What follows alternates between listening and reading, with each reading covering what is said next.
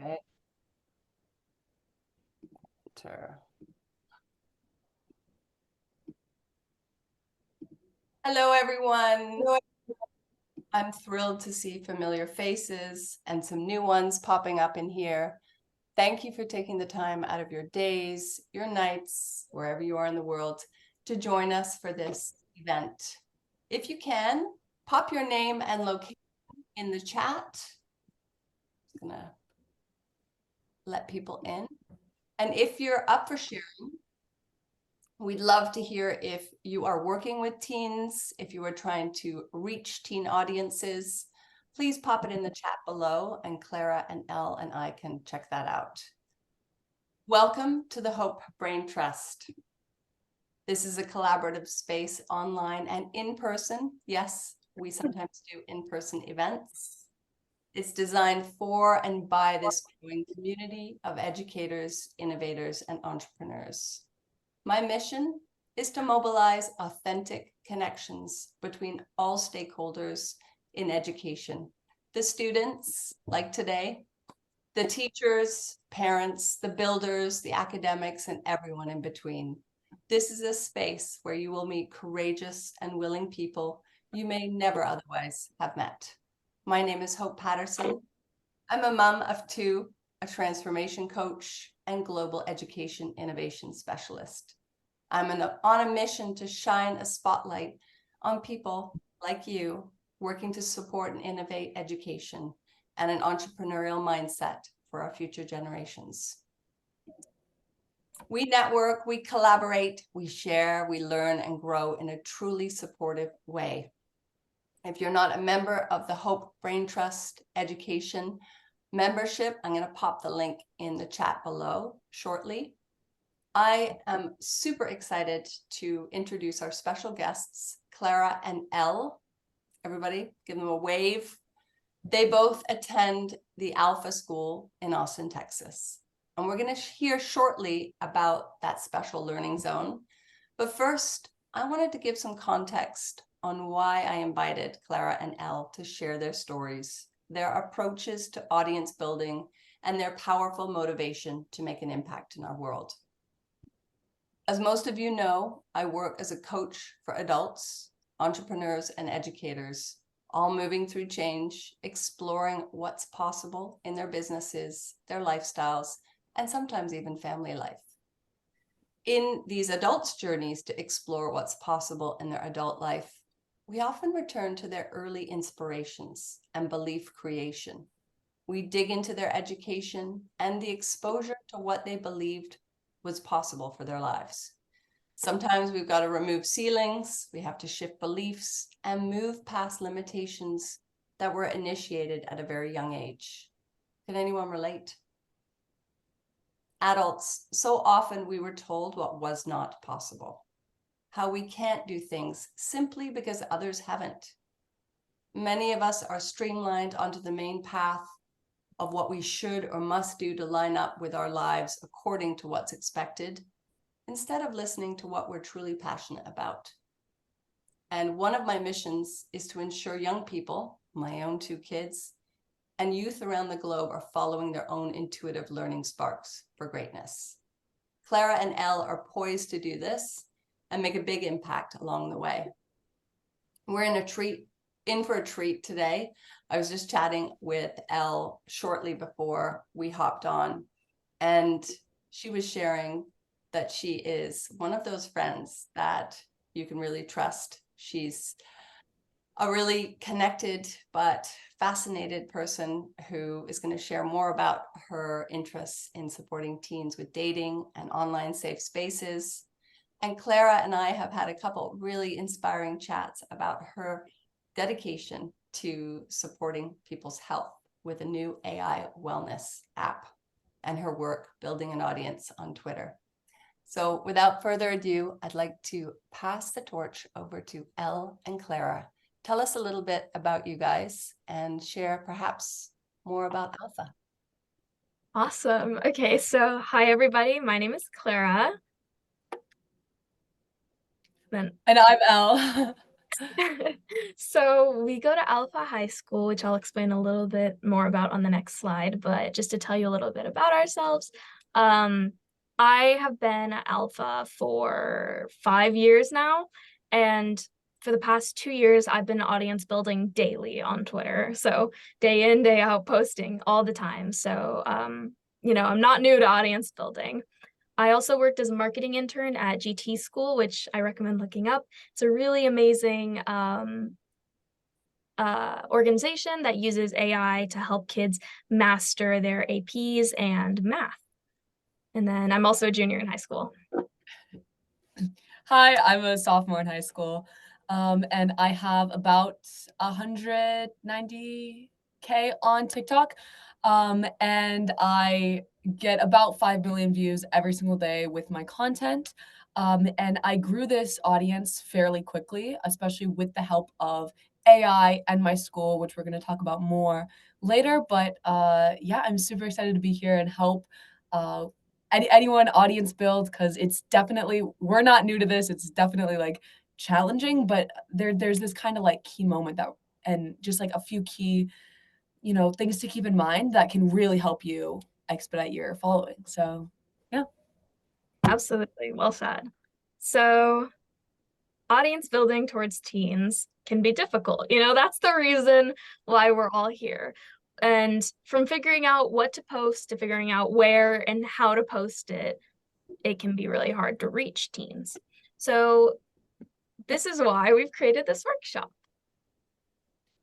Yeah, and for sure, I think that like choosing your platform is almost like an entire thing in itself, and definitely something to keep in mind when you're like your audience is teens, because they're very specific teens on very specific platforms. So that's something super important to keep in mind. But we'll talk about that more later. So a little bit more about Alpha and why Elle and I are qualified, I guess, to lead this workshop. So we go to a school called Alpha High School, and Alpha High utilizes online learning to help students learn 2 times faster than students in regular schools. And we also do this in 2 hours time rather than 6 hours. So it's a lot. Ella's been at Alpha for 8 years now, 7 or 8. Been here since second grade, so a while. Second grade. So it's been a while. I've been here since 7th grade.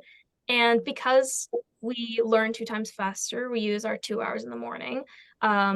We have our entire afternoon free to work on a project that helps us pursue our passion while also making an impact in the world.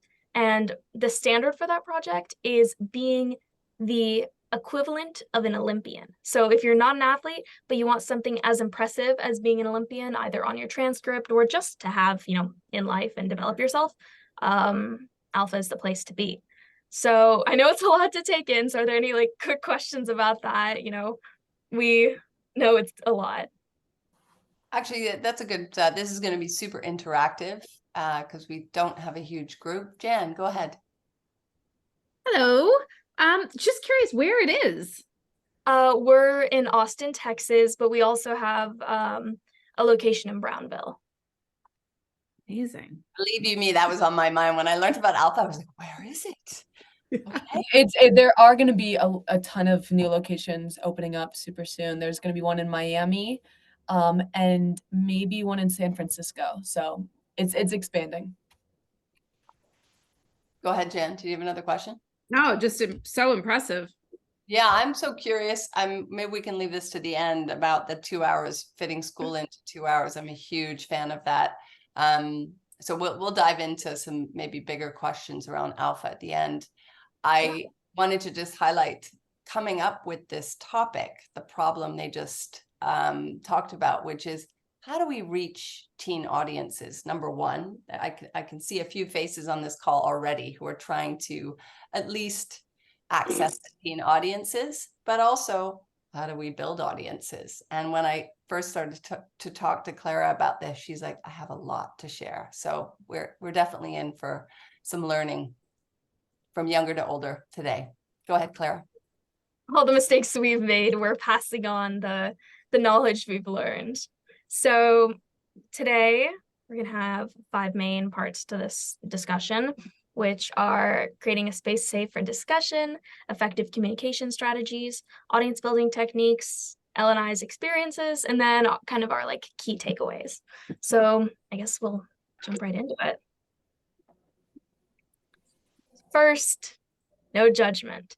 This part is really important. I think it's the first step and kind of the mindset change that you need to have to really connect with teens. And you have to understand that teens do not want to feel judged. Oftentimes, Gen Z teens feel like adults, both on and offline, are just judging them. They feel like they're going through a period of self-discovery and growth, and they want guidance, not criticism.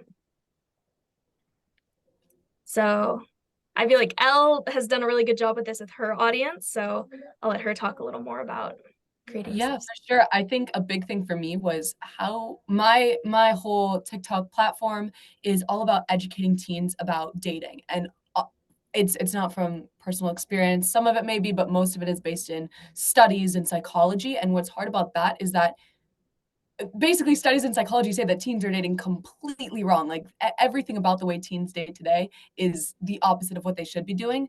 And so communicating that message to teens without seeming like I'm condescending and I'm saying you're doing this wrong, you know, you're the problem.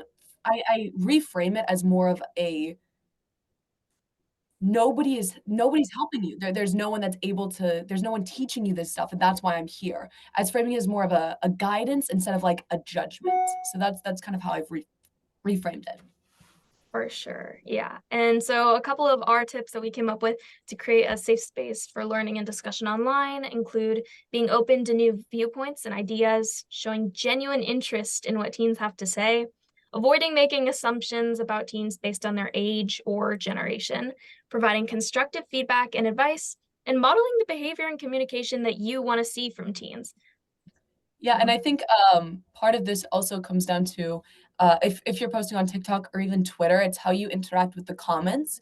When I get negative comments or people saying you're wrong, like this is stupid, you know, I feel like just remembering it's like I'm a teen, so I understand, but like just remembering that it's like they're like in a phase of their development, like I am too, where you're finding out who you are and like what your opinions are. And so I think that having the ability to have like a good, you know, like discussion around when a commenter or someone disagrees with you and being able to reply to that comment and being like, hey, like that, you know, like making it another phase like for their learning, instead of just feeling like attacked by it is Absolutely. like Making it an open discussion, not like Yep. you're coming after somebody or their opinions is super important and something we like to emphasize. Yeah. And then next up is effective communication strategies. So this is the thing a lot of people have a really tough time with, is how do you actually reach a teen audience? You know, whatever platform you're on, like how do you find those teens? So we come up with 3 main ways to do that. And those are trends, connecting with teen influencers, and giving advice. So first, we'll talk about trends. So I'll start with TikTok, but TikTok trends often revolve around everyday humor and relatable situations. So when adults do these trends, you're kind of showing teens a side of yourself that's approachable, it's authentic. You know, it makes us feel like, it's not like we have such different mindsets and such different selves. You know, we're pretty similar. And following these trends also boosts your engagement and your views a lot, especially using trending sounds or doing like dances and things like that. While it's a little bit harder to connect with teens on Twitter using trendy hooks and relatable references, so maybe talking about Outer Banks or something, or referencing that in a tweet could help bring more engagement and attract the audience you're looking for. And then beyond just doing trends like dancing and whatever, trends can mean talking about topics that are trending with youth, such as social issues, music, movies, and more. So overall, trends are a really great way to connect with teens, no matter the platform. Yeah, for sure. And also just an easy way to figure out the trends if you're not sure, because they do change very quickly on TikTok, is looking up like whatever you're about to talk about, like for me, teen dating or just dating in general. looking up on whatever platform you're on, your topic, and then seeing whatever the trending videos are, like what is already doing well, and kind of replicating that and trying to mirror that, because if it's gone viral for someone else, it'll go viral again for you. So Same methodology for Twitter, for sure. Things like Tweet Hunter, or just even searching up your topic in the search bar and setting a certain number of likes, you know, replicating things usually goes viral twice. Yeah. And then connecting with teen Can I ask a quick influencers. question about that, about trends? Do you note any brands, you know, adult brands that are really doing a good job at syncing up with trends that appeal to teens? And specifically, do you know any education brands at all? There's one big one that I think Elle and I are thinking at the same time, and it is Duolingo. You know, that if you don't know Duolingo, it's an education app to teach like languages. It's like 5 minutes or 10 minutes of practice every day, and it's fun, but they really connect with teen audiences. They keep up with teen humor and they follow trends, all with this big person in the bird costume as the bird that is the Duolingo mascot. And teens love it because it's funny, you know, it's a giant bird doing TikTok trends. So it does really well at connecting with teens. Cool. Yeah. And then connecting with teen influencers, I think Elle knows a lot about this one. So yeah, for sure. I definitely think that showing that you're in the know by connecting with teen influencers. I see a lot of brands do this specifically, but it would also work just with really anything. So just having a teen, like an influencer who is a teenager, recommend you or your product, that just does so much, because teens will instantly feel like, you know, like someone that they know, that they relate with, likes you or your product, and so they instantly just feel that connection with you. So that's just kind of like a hack. yeah, I absolutely. really like that. And I saw that we have a few people who work directly with teens here. I know Aaron on the call is often, I'm calling you out, Aaron, for Unruler. People don't know Aaron and Unruler, his amazing platform portfolio for learning. You work with teen influencers or connect with them, do you? We do, and I'm hoping that these two amazing teenagers can be interns for us in the future as well. I think you're both at Alpha School. Yes. Yeah. So at some point, you know, I'll ping you, and I think you'd be incredible. We'd love to, you know, help you build out your resume and get to work with you too. And I loved when you said Duolingo. Like that honestly, that's who we're emulating as we create social media strategies and we think about how we engage with youth. And it's also how we're redesigning the UX and UI of our product. Our product looks and feels like Instagram right now in terms of this internal community building portfolio tool. But Duolingo has massively influenced how we think about that space as well. And Hope, having a 7-year-old and an 11-year-old who both are on Duolingo is really awesome as I think about how we have learner-centered documentation and how we make that fun and joyful. And right now Unruler is fun and joyful for the teachers and coaches that are using it, but I'm so excited to make it fun and joyful for the ultimate client, who is the learner. And so Elle and, you know, anyone else on this call, like, super excited to pitch an internship to you at some point too. Awesome. Love it. Yeah. And I know this is probably going to be a question you guys are all thinking when it comes to connecting with teen influencers. Where do you find teen influencers? How do you connect with them? So funny thing about Elle and I, we, in our audience building process, DM about 10 people every week. So I DM 2 people every single day for the past like 2 years. So I've been practicing cold DMing a lot. And I think it's a really, really great way to connect with people.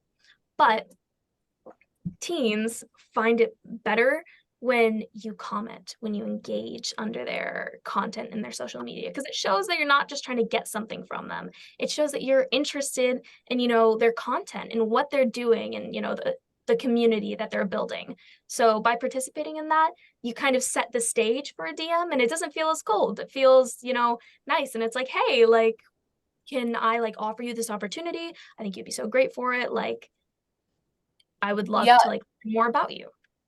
And for me, from my experience, I don't know if y'all know what Be Real is, but it's a popular social media app with teenagers, and they reached out to me, just like cold DM'd me, and I just didn't see it. I'm not really, you know, I'm a teenager. I'm not really looking for like business inquiries, or I wasn't. But then when they started to comment under every single one of my videos, and eventually, like, I was just looking through my, you know, my own content, looking to reply to comments, and I saw it, and I immediately remembered that they had reached out to me, and then I felt like they were already supporting me, and so I felt I wanted to support them back, and so that's definitely good advice.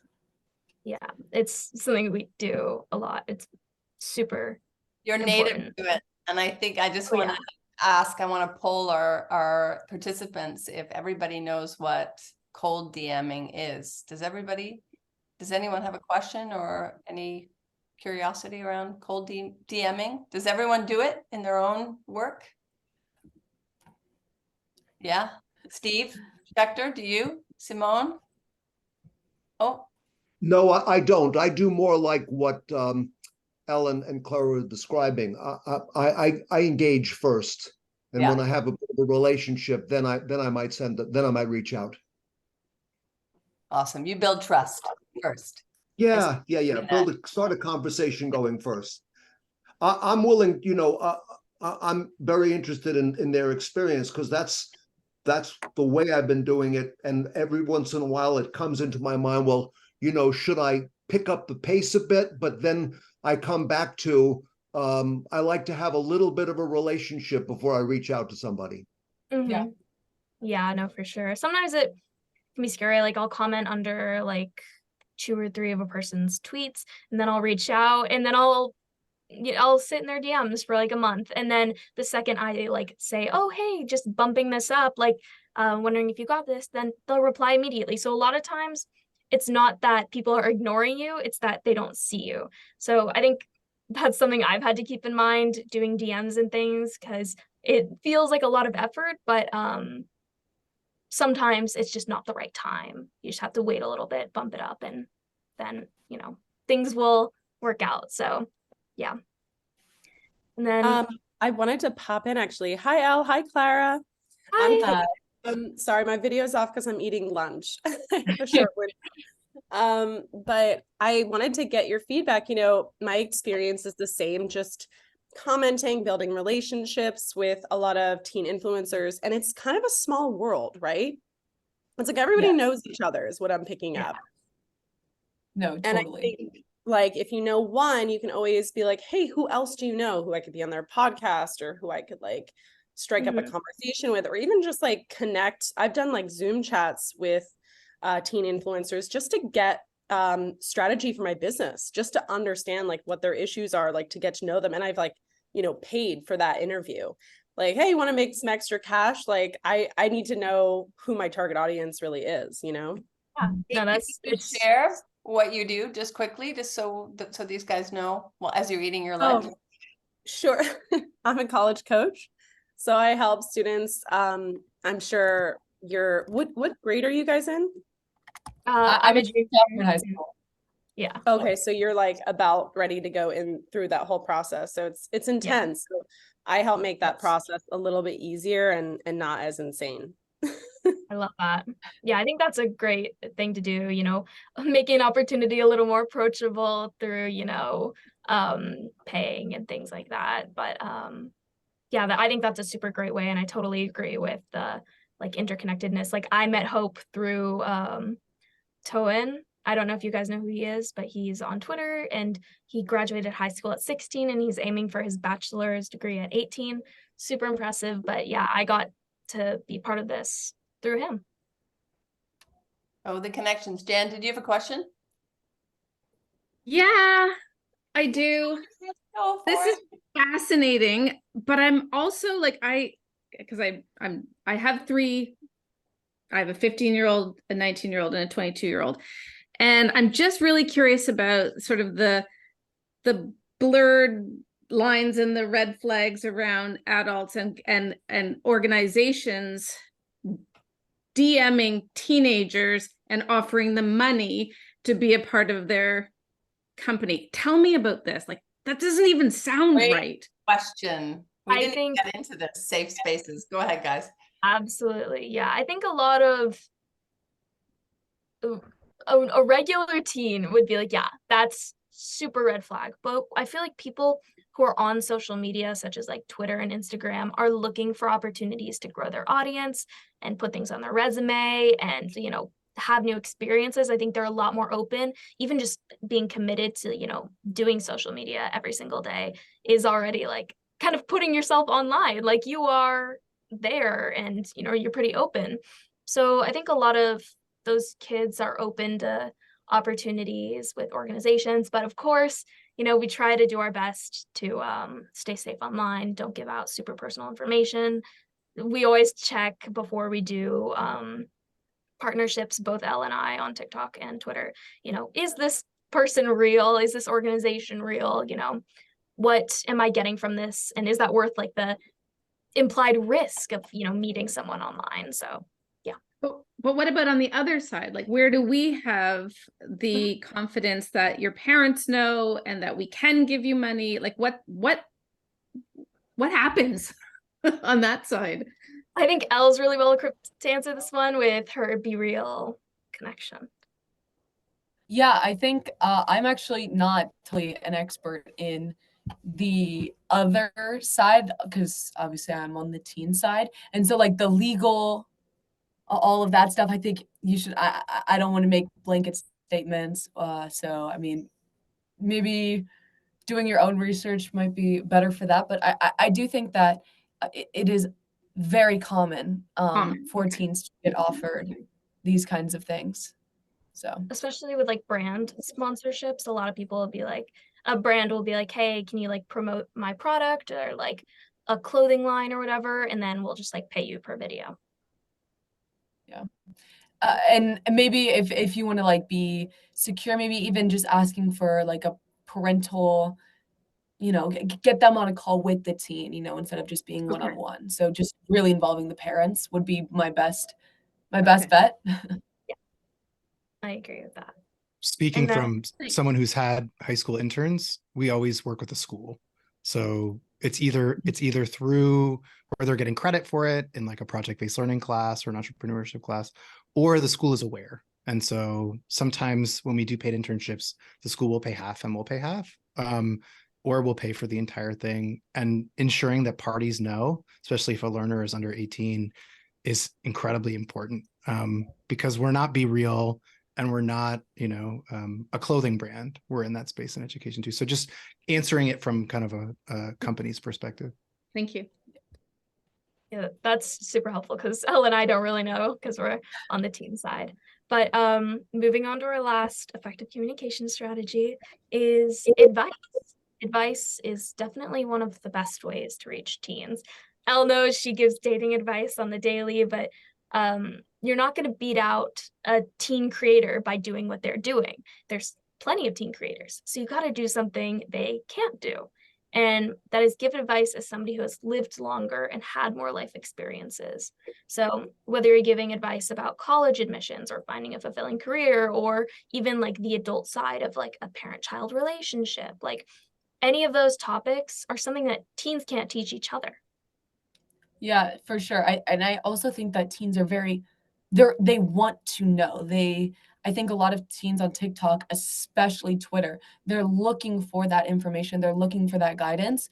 And so for me, like I'm a teen giving advice to teens, but if I was older, I mean, it would be even better, giving teens that advice based on actual life experiences is also like I think Priceless, really. 80% of like adult creators who have a teen audience, their main thing is giving advice to teens. Like that, it's just like the number one way from what I've found.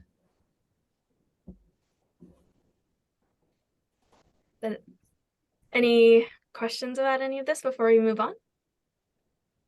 I was just gonna say there's a few Comment? people here who give amazing advice and support to teens and parents. Steve, did you have Yeah, I just wanted to make a comment. I don't have a question, but I think it's great. I think the framework is great. I think the way you've laid it out is great and really clear. Thanks. Yay, I'm glad. Thank you. Yeah, I guess now we'll move on to audience building techniques. So this little layout is how Elle and I post on our respective platforms. So Elle's on TikTok and Instagram, and I'm on Twitter. So we are just gonna, go through how to audience build and give you the knowledge that we have acquired. So Twitter. Who is on Twitter? Twitter is mostly adults or very mature teenagers who are looking to learn or reach an adult audience. So you're not going to find the biggest population of teens on there, but you're going to find a really the best way to say this would be a high quality population of teens on there. People who really want to learn and reach out and grow an audience. And then how I came to post twice a day, comment 3 times a day, and DM 10 times every week.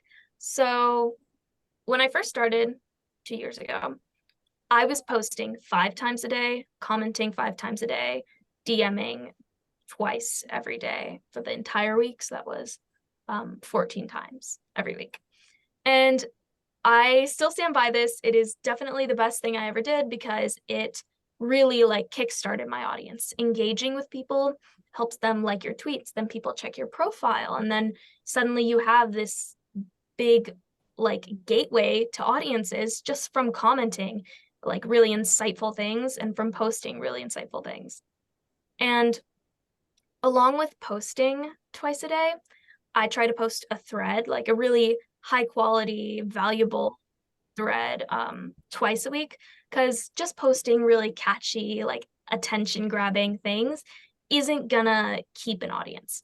People want to get the value from you and your knowledge base. And the best way to do that is to post really great things every once in a while, and then post little entertaining things every once in a while. So that's how I've approached audience building on Twitter. Yeah, and then for me on TikTok, you don't really have to comment, and DMing, I've really only done to grow my Instagram audience, but yeah, so for TikTok, it really is posting. And so my secret recipe is at the very beginning, I posted 10 times every single day. But the key is deleting the posts that don't do well. After 24 hours, I would look, and at first my bar was super low. If it got over 500 views, I would keep it up. And if it got below 500 views, I would delete it.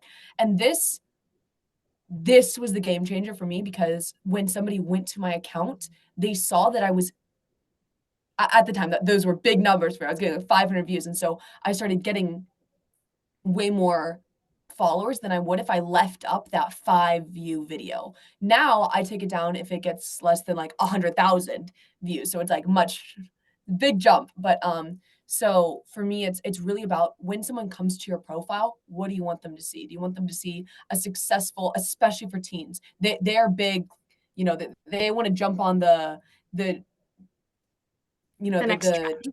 the next trend. They want to know who's going to be the next big thing. So if your account has 100 videos, but they all only have 20 views, rather than 3 videos that have over 500 or eventually over 1,000, then 10,000, that's going to get you more followers, which is what you want. So that's for TikTok. That's what I do. Now I only post 5 times a day, because if once you're a bigger creator and you're posting a ton, TikTok actually gets a little mad at you. They're like, stop, you're doing too much. We don't want to see a whole ton from a big creator. It's more about quality videos, because I can pretty much guarantee that my videos are going to get above my bar, my 100,000 bar. And so that's kind of what I've been doing for that. But Instagram, I am at the very beginning stage right now. I just started my Instagram account. I just started posting on it literally last week. And so I've been trying to grow that with more of a parent audience instead of a kid audience. And so with that, I do DM, because since I'm a small creator on Instagram, I want to get reposted by those bigger accounts, which I have. And then I post a lot more. So those are my 2 hacks for both. You guys are total natives, and I like how you're just flowing through all that you're doing. And my mind goes to, okay, did you have a plan before you decided all these tactics? Did you think of like, okay, so I'm gonna have a plan to do this kind of content or this kind of connection or this number of DMs and comments? Did you come up with a plan, or have you just been like shooting from the hip all along? Trial and error 100% with content and like number of times I post. So when I was posting 10 times a day, it was every single video was a different kind of content. It was interview, it was me talking to the camera, it was me doing get ready with me, it was me doing trends, and then finally it was me with like text and explaining things to my audience. So there was a lot of trial and error in both amount I was posting and content. I had a little bit of a different experience on Twitter. I'm a little bit more of a planner. So I was like, okay, I'm just gonna post a lot from the start, you know, try different types of content, but I kept like the amount I was posting every day the same.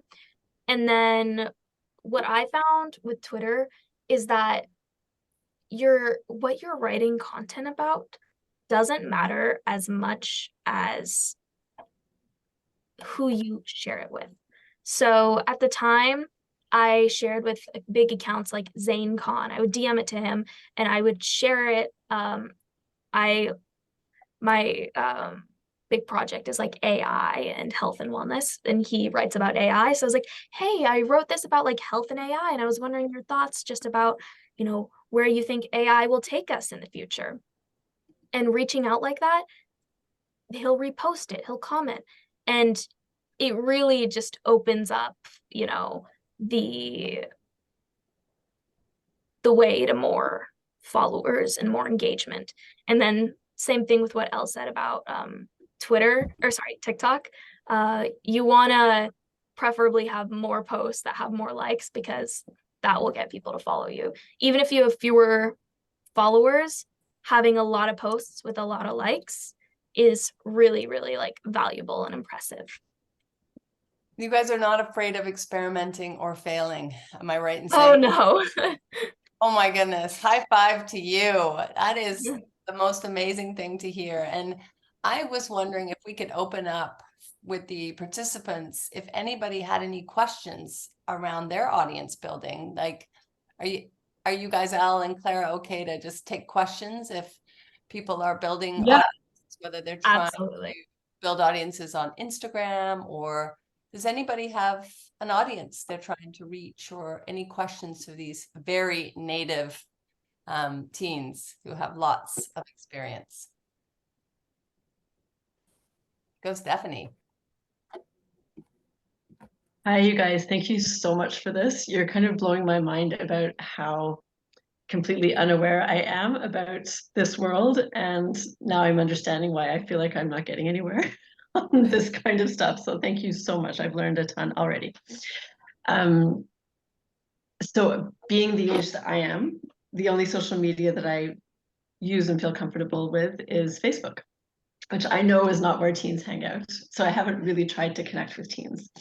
But a lot of the work that I do is with teens. So I work with kids, teens, and their parents, but to really help figure out education paths when things aren't going well. So like a lot of situations where kids are needing to leave school because they're dealing with anxiety or bullying or depression, and you know they're 14 and stepping outside of school, and the only word they know for that is I'm dropping out. So I help them see that's not what it is, all of that. So ideally, I would be connecting with teens, and it's kind of on my mental to-do list of like, I should do that.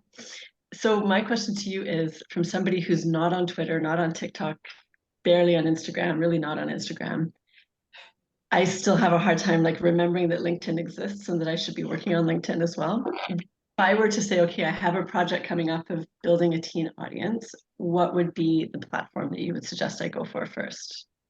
My suggestion would definitely be TikTok, because making videos, giving advice to teens about, you know, how to change their perspective and, you know, how to deal with a lot of the things that come with anxiety and bullying and depression and stuff like that. I think that could reach a really big audience, especially after the pandemic. I know that mental health has been a big issue among teens. So I think you definitely have an audience there. What do you think? Second that. So when I hear that, all I hear is all the advice to parents of teens, like, get your kids off TikTok. TikTok is evil. Like, that's, in my mind, that's part of my TikTok gut reaction. Another part is I just feel like I see the trends of, I don't even know if these are TikTok trends. Like, I just feel like, well, I don't know how to do trends. So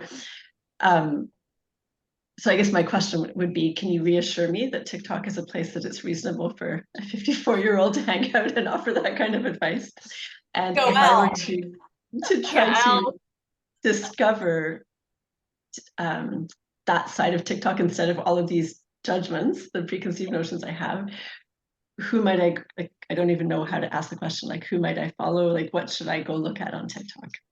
Oh, yeah. I mean, I can also paste my email in the chat if y'all want to like message me about this, because I could 100% help. I think that actually like a big thing is the initial fear of TikTok, even for me as a teen, like it held me back. I think that like there's 100% a space for every single type of content on TikTok, simply because of its nature. You spend, teens, it's a problem, but it also, that they spend so much time on TikTok. But also, if your content is educational, you're just like adding that like one little like educational bit to their day. And so like it's super important to have educational content on TikTok, and there's 100% a space for it. Yeah. You know what? I had forgotten because I've been so clouded with TikTok, but I have several teens that I've mentored who've told me how much they use TikTok to learn, and like learning about gynecological issues. And like one girl was like, I think I want to be a gynecologist as an adult. And it's because I've been following this gynecologist on TikTok. So I'd kind of forgotten there was that side to it as well. Mm-hmm. No, there's definitely two sides of TikTok. Absolutely. And there's ways to automate this process. So it's not like you have to spend a ton of time there, but you can content create, and there's ways to automate it so that you can limit the time that you spend on those platforms. Mm-hmm. Thank you. That's a good reminder as well. And so TikTok, do you both agree that would be the one that I would first go for? That would be my suggestion. Okay, sure. Awesome. Thank you. I'll paste my email if anyone has any like extra questions also, just in general. I will do so as well. But what Kate said about automating the process, a great tool that I've used for Twitter to help make posting every day easier is Tweet Hunter. And it gives you daily inspiration. It has a little AI that gives you like tweet ideas based on your topic. You can schedule tweets in advance, you can schedule videos in advance. So really great tool that I use consistently on Twitter. And is there something similar for TikTok that you would recommend? Because that's definitely like a challenge for me with Facebook, is trying to do it regularly. I'm going to be honest, there definitely are tools. I haven't found a ton that I love. I think it's hard. I mean, I'm sure there are tools out there, but I'm not an expert because my school allows me to spend time on it. So I do put that time towards it. And for me, I found it hard when I record videos, like a ton of videos in advance, just because like, I feel like it's hard when it's automated, because like I follow this one creator who kind of posts like the exact same like automated, like he films one video and then he reposts it 100 different ways. And that means when I go to his account, he has like 100 videos,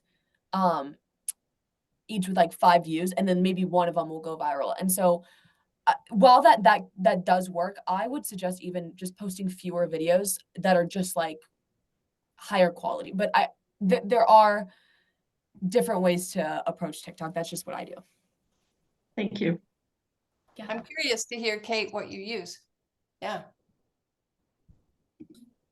There's one that we're going to start to use. So we have to get our marketing situation in gear, actually. So this is actually a topic. I didn't expect this to be the conversation.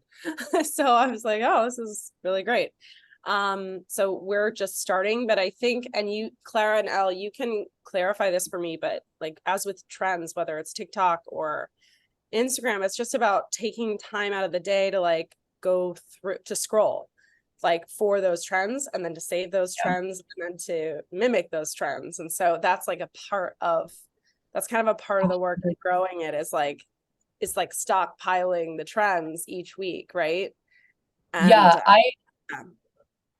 I actually have like my biggest hack around that is I have a personal TikTok account that like is for like me and my friends. But what I did for like my actual like professional account is I curated my For You page to where every single video is about dating, it's about teens, it's about psychology.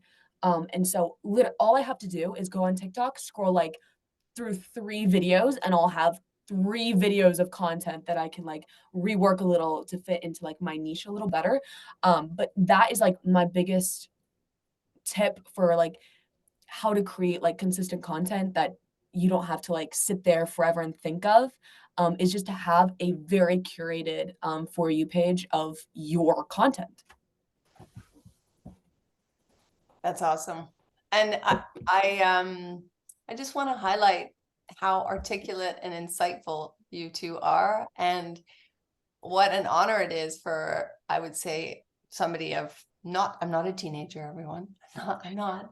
And for other non-teenagers to check our biases. And I think I am a parent, and as Stephanie shared as well, there's a lot of concern for parents and educators around the use of social media, and dialogues around like, cut all screens away, take the screens away, they're dangerous, they're really not helping the learning and the brain development of our kids. And I think it's really helpful to see how you both are using social media to build audiences, and in a really strategic and mindful way. I do have to ask, and maybe this is on other people's minds, do you ever feel like you're spending too much time online and your audience building, but like it's can sweep you away? And that concern that we do hear as parents and educators, that the audience building and the tactics and the tools, you're like, oh my gosh, I am spending way too much time online. Yeah. Yeah, do you wanna go? I can go first, but for me, I definitely think that the way that I view it is that the skills I'm learning from audience building, that's how to deal with hate comments, like how to deal with someone telling you, something bad about like that resilience.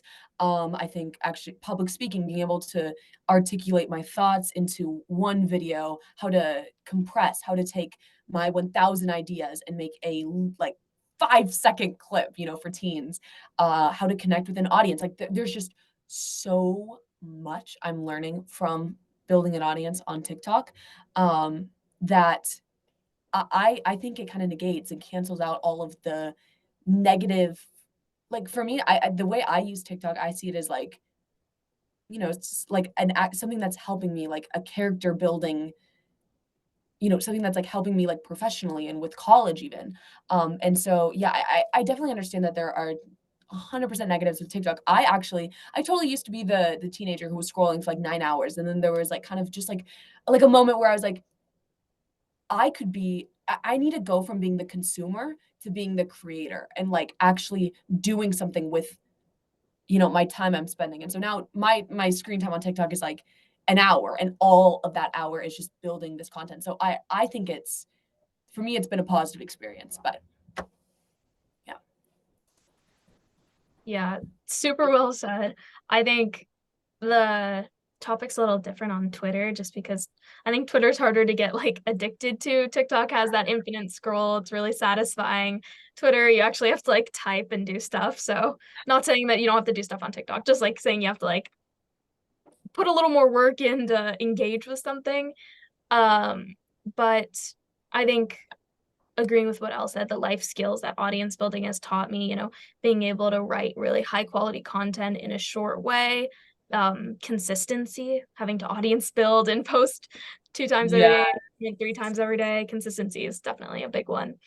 I mean, it's all been super valuable, but what Elle said about the mindset is definitely important. If a teen is going into it, or if even you guys are going into it thinking, you know, oh, like there's another thing I have to do and it's going to take forever, like then it is going to take forever. But it's way more fun. And honestly, the content you produce is way higher quality when you think like, wow, like another day I get to build my audience and like get closer to, you know, my goal.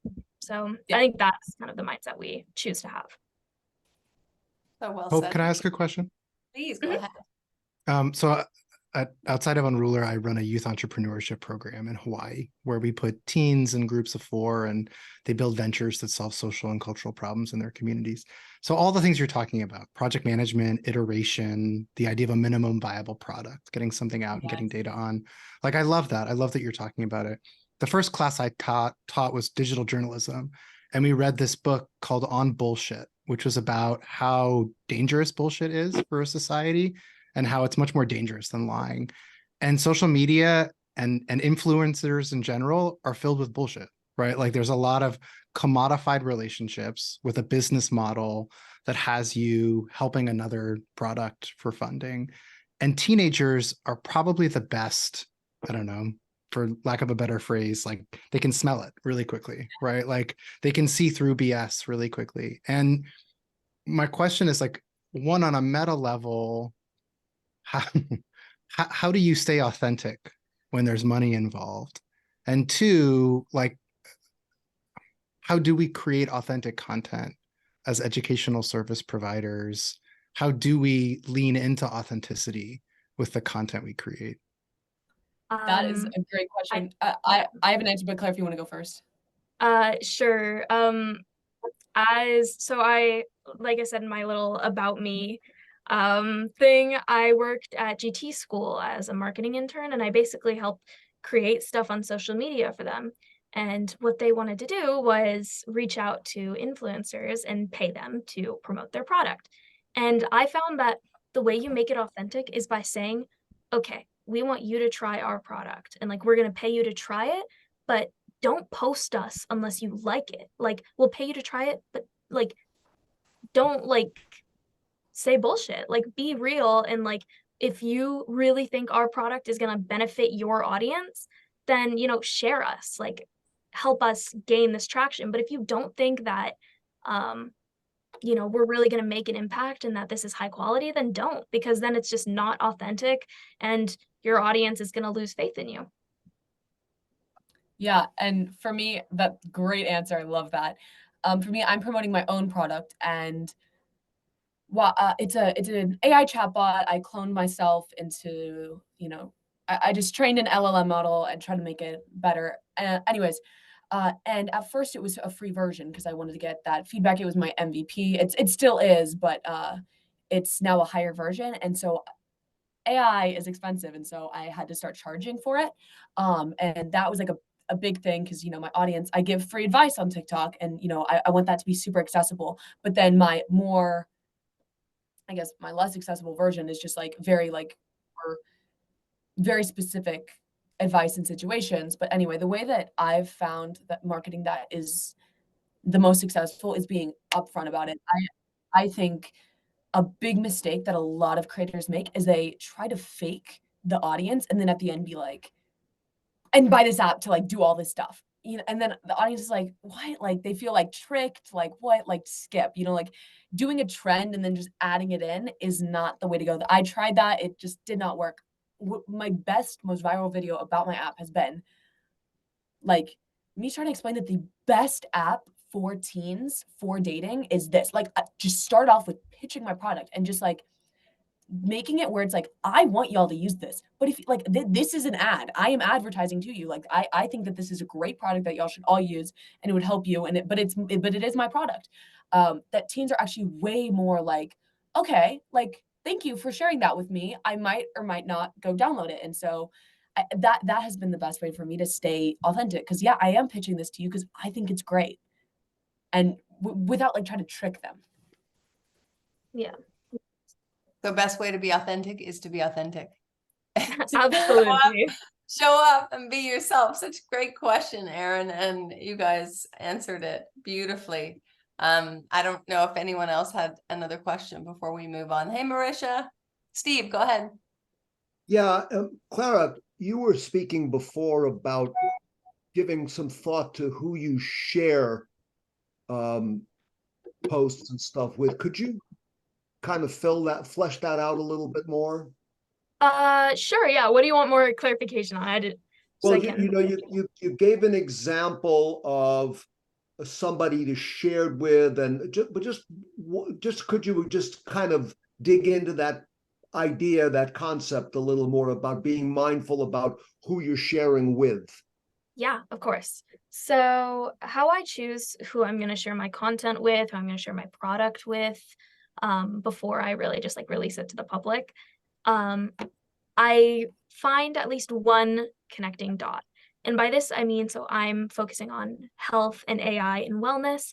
I'm not going to go find somebody who's a knitting guru. Like, I'm going to go find somebody who's either interested in health, in AI, or in wellness. I'm going to find something that we have in common or something that I want to learn from them that is like my connecting factor. And then also in my DMs and my comments, I use this a lot. I'm like, hey, I wrote this thread about, how you can recover your muscles based on your genotype using AI or whatever. And I know you talk about like muscle recovery, like say I'm reaching out to like an elite power athlete or something. Like I know you know a lot about muscle recovery, so I was just wondering if I could get your insight into like the less well-known ways. And that's a great way to hop on a Zoom call even. And then you're creating like this relationship with somebody where you can reach out again and be like, hey, I was wondering if, you could mentor me in this certain topic, or if you could repost me in this type of thing. So the one connecting dot is definitely the highlight of that little spiel I just went on. Got it. Got it. Thanks. Yeah. Awesome. Thanks, guys. We will have more time for questions, but if you want to pass to the next, I asked these girls to do a little, they called it a case study, but I was really curious to hear more about their project or the impact they're seeking to make and how they're using the audience building specifically to gain traction and see this impact in the world. Yeah. So I guess we're going to move on to Elle and I's experience. So, Elle, do you want to go first just about, or actually, let me give some context to what we're about to talk about. So, oh, sorry, one second. Sorry, my computer's low. So in the time in the afternoon that Elle and I are free to work on what we're passionate about, we call that time our masterpiece time. And that's our Olympic level project. So since we go to Alpha, Elle and I both have a masterpiece.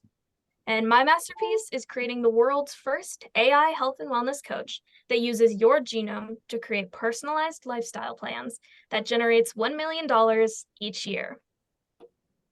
And Elle's masterpiece, do you want to give Yeah, one sure. My masterpiece is creating the world's first safe teenage dating app for millions of students that's going to be valued at $1 billion. So pretty ambitious.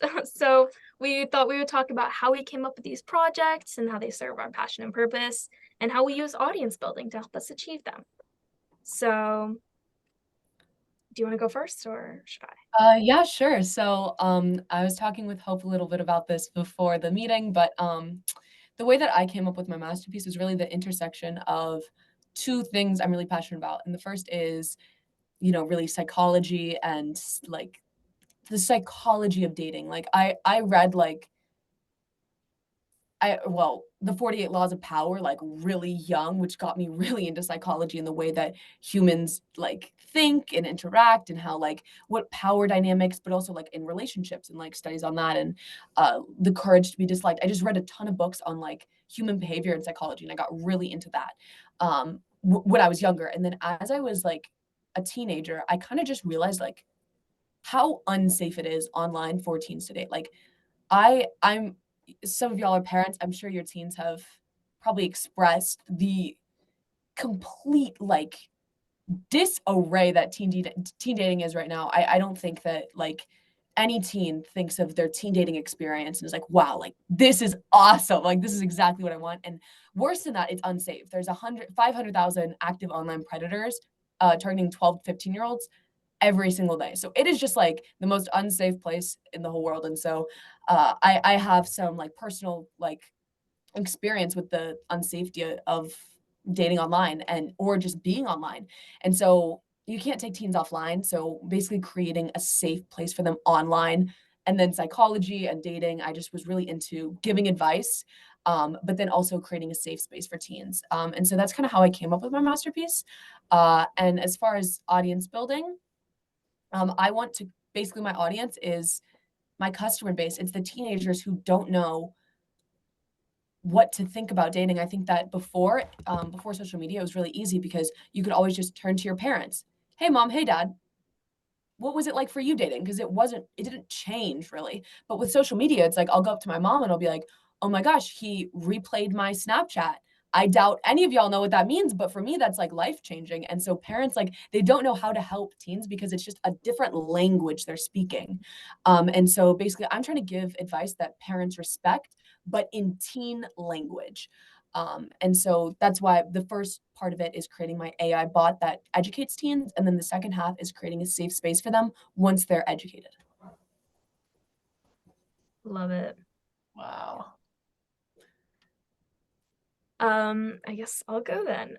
So for me, how I like really define the masterpiece is what your passion is, what your purpose is, and what the world needs. And the intersection of those three is really what a masterpiece is. So for me, I've always been really passionate about science, from, genetics to cellular energetics to medicine, science has always drawn me in.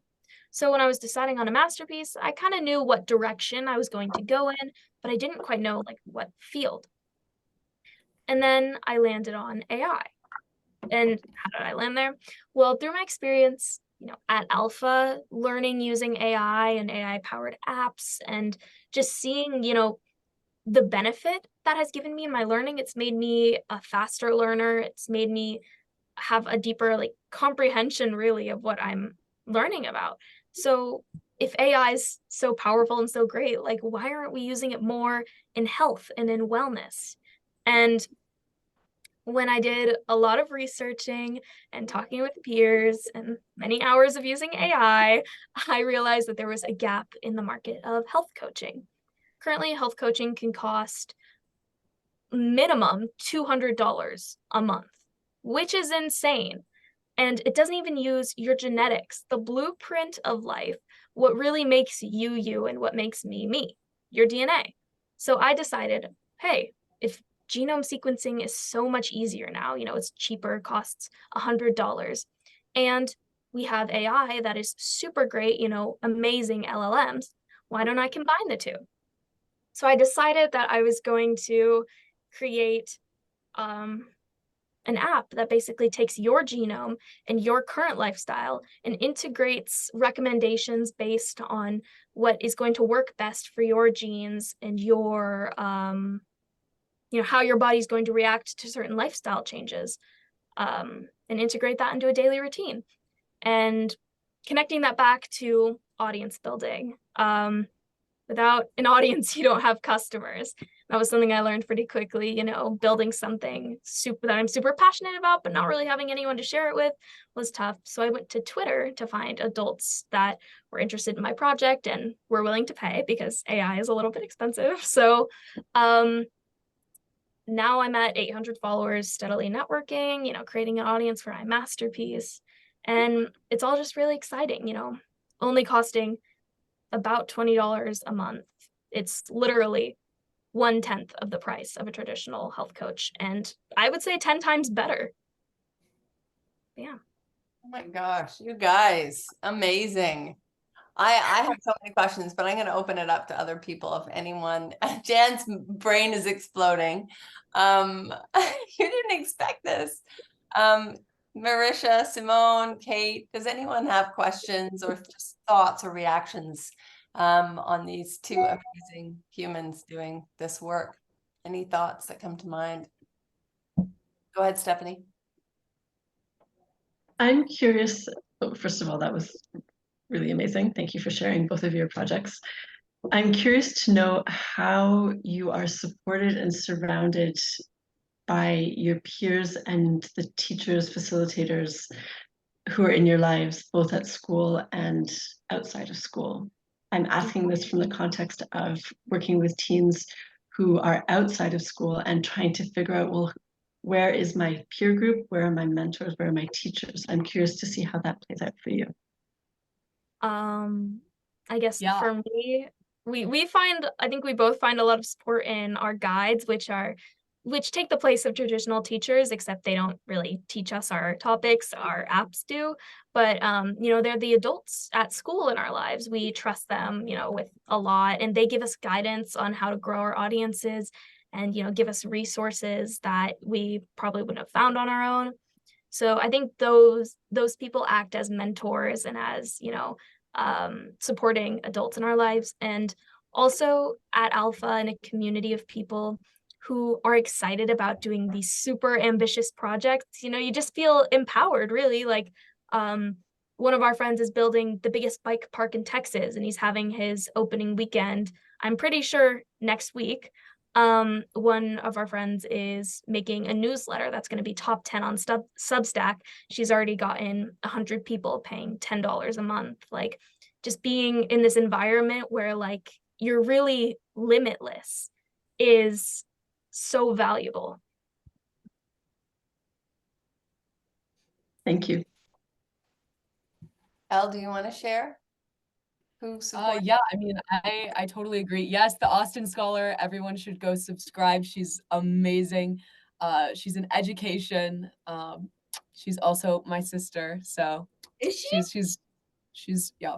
I didn't know So- that. Oh, wow. She's coming Yeah, on so- next month. She's gonna give a talk on Hope Braintrust. So I know she was applying to Oxford last week, and she was just Yep, That went well. It's going well. So oh wow, small world. Very cool. yeah, so I definitely think that it's like your peer group is at Alpha. That's the best thing, I think, being here is at normal school, you're like kind of, oh, you want to do something like I have out of school friends, obviously because our school is pretty small. And a lot of them, like I can't talk about like these big ambitious things that I'm doing because they don't care, or you know, they're just like not into it. But everyone at Alpha, like Clara, she was like, hey, would you like, you know, like I'm doing this big call, like audience, like about audience building, like I would love like your help or your support. And I was like, of course, like I'm super into that, obviously, like it's what I spend all my time on. And so I think like having a peer group where literally like you're all helping each other achieve like your big ambitious goal, and they're all so different, is the most valuable thing about being here at Alpha. And our guides, yeah, basically they don't teach us school subjects, they teach us emotional health, you know, like how to stay sane through all of this, which I think is the most important thing when you're doing something ambitious, because everyone's going to tell you can't do it. So like I think that's our guides. Like I'm going to a baseball game this weekend, and I asked my teacher, she's a big fan of the team, and I was like, do you want to come with me? Like we're all like this with our teachers. So I think that's like super special as well. Amazing. How many are in the school? You said it's a small school? 30 kids in the high school? Yeah. And about 5 guides. So we're all, you know, really close, really tight-knit community for sure. And do you also get a high school diploma when you finish there, Yeah. or are you officially We're high schoolers? accredited. Yeah. Oh. Thank you. Marisha, over to you. Welcome. Well, hello, and apologies for my tardiness. I was actually on a field trip. My nephew, who's 3, had his first field trip today. So I apologize for being late, but I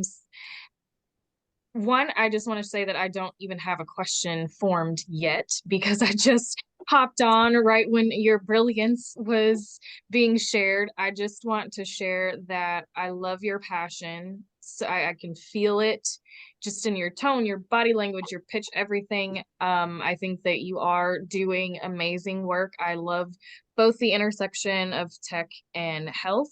That I know, Hope, you and I have spoke about health and how my journey kind of entered that space. So I definitely love that space. And one thing I didn't share, Hope, but Elle, your app speaks to. There was a period of time where I was trying to get out of education because I was just so frustrated with the system. And I ended up actually being a matchmaker for about 4 years. So, Oh my so God. yeah, Perfect. so your app is we were live matchmakers, but we did have our own platform as well. So that's really cool that you're in that space as well. So I just wanted to share, thank you for what you're doing. I think you're absolutely right that oftentimes when it isn't even really about age, but I think sometimes people like us on this call, we have really big ideas and we are change makers, right? And so it is really hard for people to be motivated and with that type of ambition. And so I think that you all have found a great community in Alpha. Obviously, Hope, who is a global thinker and change maker as well. So I keep doing what you're doing. And I do absolutely agree that your mental well-being, your total well-being is definitely a key component to being able to stay on this journey for sure. So keep it up. Thank you. Gotcha. Thank Love you. your shares. And just quickly, we don't want you to pop off that center stage before you tell people what you are doing. Just share a little entertainment. That would be great. Absolutely. Well, so yes, my background is in education as well. I've been in the space for over 15 years, and I am starting a social enterprise, entertainment enterprises, where we create in entertainment-based experiences for socially conscious brands as a way to help amplify their stories and impact.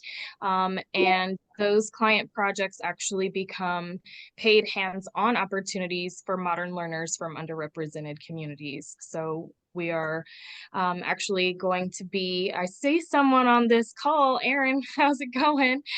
He's going to be joining us for one of our first virtual experiences in a couple of weeks. So yeah, I'm super excited to also be on this journey of starting something big and crazy and ambitious too. Love it. That's so Exciting. cool. Thank you. Any Good other question, ahead. actually, please? for Clara and Elle. I just like, I'm blown away by both of you. I wish I wasn't born a millennial and I was born a Gen Zer in Austin, where I could have attended Alpha School and done what you're doing. Just because I know as an adult, like there's so little that I learned, even from like my college education. Like I learned everything just traveling and living and trial and error. And I work with a lot of teenagers in the traditional sense of like college coaching, and you know, some are really know what they want to do and some really have no idea, and in some ways the system is like beaten it out of them in a way, like just made them feel like they don't have anything to offer, you know, because they're not good at this and they're not good at that, and there's like no other outlet. And I want to know what you would say to those students who just like have given up, you know, already. Do you know what I mean? Yeah, I think so. I went to a traditional school until 7th grade. So I think I was definitely in that position. I wasn't very good at math. And I was like, I feel like that's like the core subject. Like, I'm not going to go to college if I'm like, can't do math. Like, that was my mindset. I was like, I like, am not going to make it. Like, this is the end. And then I moved to Alpha and I realized that even if you're not in an environment where you have supportive peers and you have, you know, the people around you telling you, you know, you can do it, there is a place for you. There's a space for you, especially with the rise of, you know, social media online. There are people who share the same interests and the same experience. Like, no experience is unique. Like, I think we're all so connected beyond what we realize. And the advent of social media has definitely emphasized that. So I would say just remember that, you have a place, you have people, maybe you haven't met them yet, but like they're definitely there for you. One last question. What could a student do in that situation? Like, what would be a logical first step? I would say, yeah, Elle, do you have anything? I mean, I think that, I mean, if a student's in a place where they feel like they're just like not able to do what they actually want to do, and they feel like they're being forced into like, doing something that they're just not that passionate about, but feel they have to do, or in Clara's case, where they feel like they can't do something because they feel they're not good at it. I think that the number one thing that I would do is honestly like, I would say to just like find a group of people outside of your school who you can kind of share that with, because I feel like in a school, like schools are so like interconnected where it can feel hard to like kind of like share like what you're actually struggling with. Not at Alpha, not at our school, but that was I know a lot of my friends struggle with that outside of school. So finding like a group of people, even if it's on social media, who are outside of your school to kind of share like what you're going through. And also like, I think realizing that with AI, like, gosh, it's like, I can't code. I took AP CSA last year and almost had to drop out. I was so bad.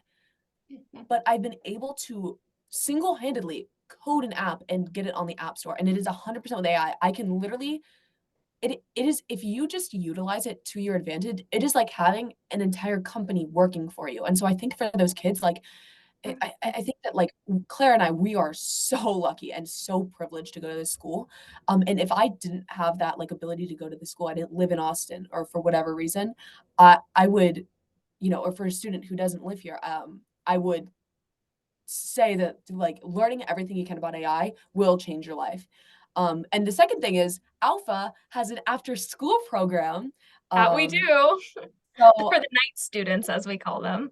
So if that's an option too, like trying that, like trying to like find yourself through like different, programs that aren't with your school. Wow. AI. Oh, Toan. Oh my gosh. Yay. From Vietnam, I think. So cool. We should all just Oh my gosh. hear him. Yay, Tuan! One. We don't have much time left, and we could talk, all day with everybody. Oh, he left. We scared him away. I scared him away, shouting at. Oh, there you are. AI is such a big topic. Hey, Tuan, good to see you. These ladies have been rocking it, impressing us, blowing us away with their work and their perspectives, and sharing so much. I wanted to know, Jan, did you want to ask a question or say something? Go ahead. Yes, just quickly. It's about owning your content. So what if TikTok ends, or Twitter is definitely on a bit of a decline right now with the new ownership? Like, what happens there? Or do you have like, are you collecting data for yourself in order to move this forward to the next level if you choose to do that? Oh yes, that is the biggest thing that I've learned on TikTok, is that it's like this. You have what, like, like you might only have that one viral video. What do you want it to be? And so like, I think for me, it's been like every single one of my videos, I find it valuable content that I post to TikTok and to Instagram. I understand there's like lots of controversy around TikTok, especially like how long it's going to stay around. And like, I totally recognize that. And so first of all, moving my audience to Instagram just so that I have that like almost backup where it's like I have two accounts. And then the second is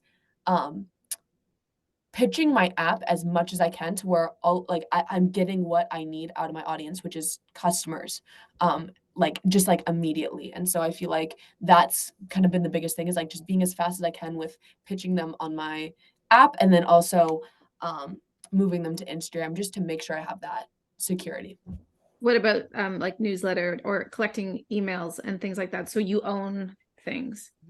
So yeah, as far as people when they like download my app, that's when I get those emails and stuff. So that's kind of how I've been doing it. Oh, thank you. Yeah. Amazing. Any more questions? Thoughts? I'm in education, which is one of the hardest fields to innovate and do good work in. One, because if you think about it from a revenue perspective, the sales cycle in education is really slow. Two, if you think about innovation, there's little sparks of it, there's buzzwords, and then they go away. And then there's another buzzword, Web 3.0, DAOs, AI, which I think is here to stay. And our primary group of people that we work with are teachers and administrators. And they're using Unruler for portfolios and communal spaces for learners to learn from each other. But our ultimate consumer and client are students and learners and teenagers. And that's who I want to market to directly. But I grapple with, and Kate, I think it might be the same thing for you. Like, when are they thinking about the next stage of their life? Right? When is a portfolio or evidence of learning going to be important for them? When are they thinking about college or jobs and internships? And I have a wonderful CEO who's like, I don't know if teenagers care their freshman year or in 7th grade about evidence of learning because schools kind of colonized them not to be active in their education. And Alpha is wonderful, but you're a tiny institution. There's not alphas all over the world, right? And so what I'm grappling with is trying to understand the needs of a 9th and 10th grader, someone who is like you and wants to be more active and entrepreneurial in their education, and how we as a product or we as a service, I'd much rather work directly with them than an administrator or a school. Does that make sense? Yeah, Absolutely. totally.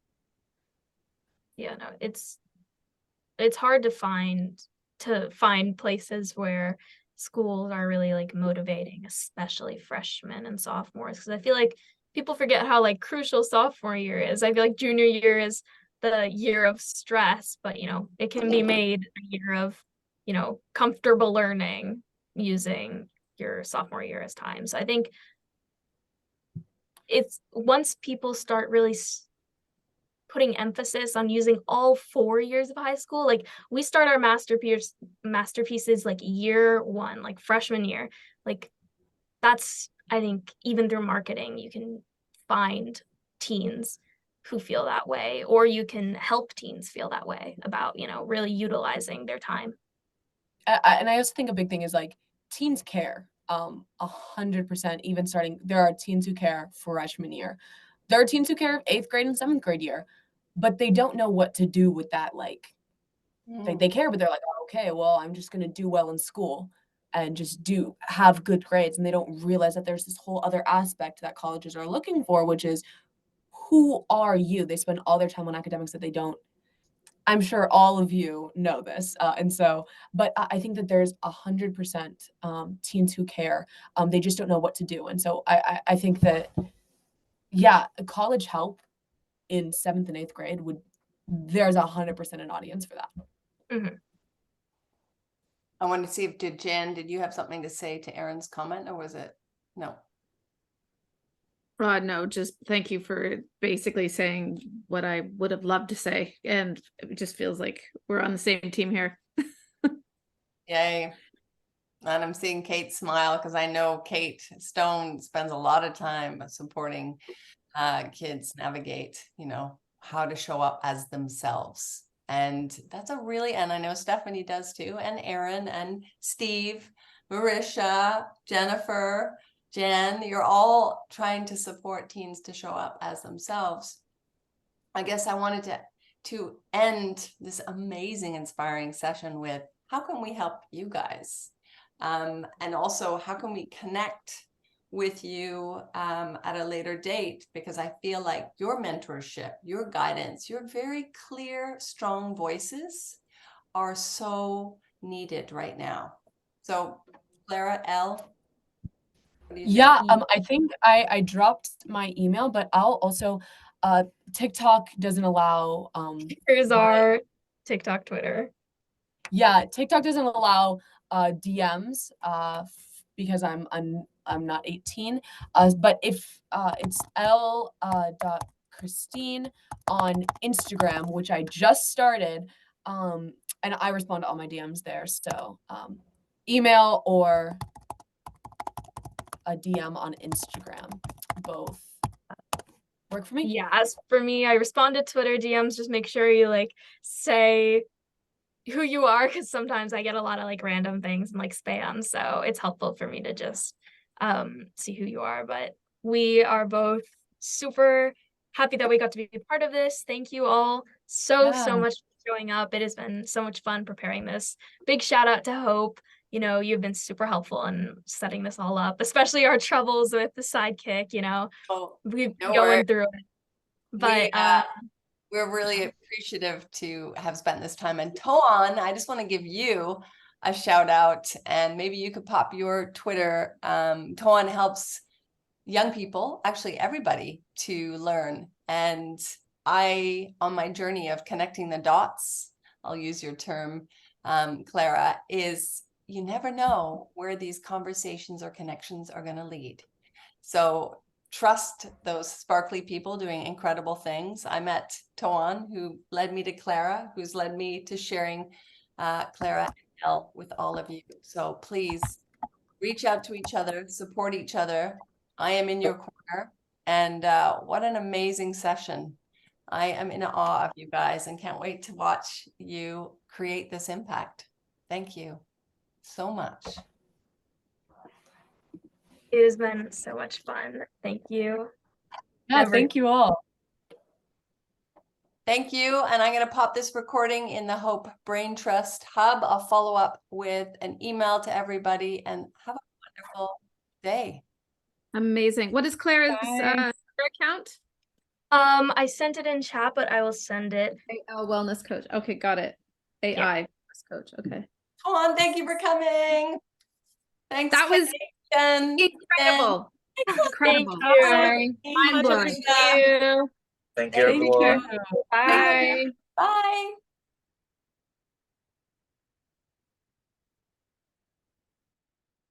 You guys. Yay! We did it. So amazing.